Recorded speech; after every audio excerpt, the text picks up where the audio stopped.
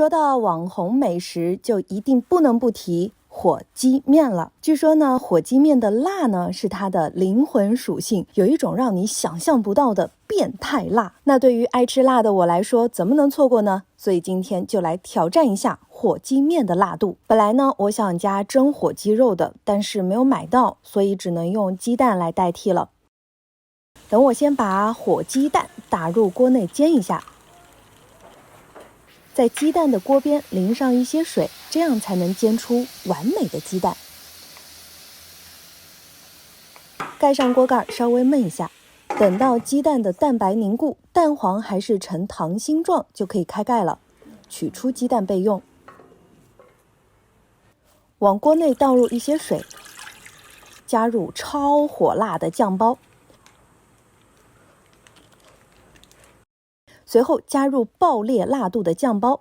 如果你怕辣，可千万不要加这个酱料包哦。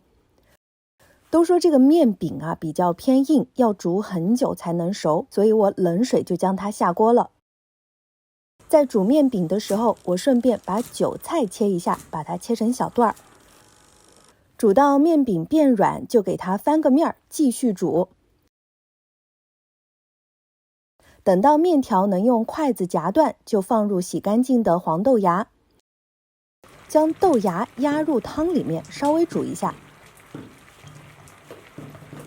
再加入切好的韭菜段，摊匀之后摆放上一片芝士片，放入煎好的荷包蛋，撒上芝麻和海苔碎，煮到芝士融化就可以了。那一碗爆辣火鸡面就煮好了。说实话啊，这面吃起来真的很爽，就是吃一次感觉你得掉3斤的眼泪，真的是汗水直流。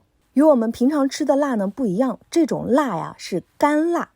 话说任何再好吃的食物呢，也不要多吃哦，还是记得要营养均衡哦。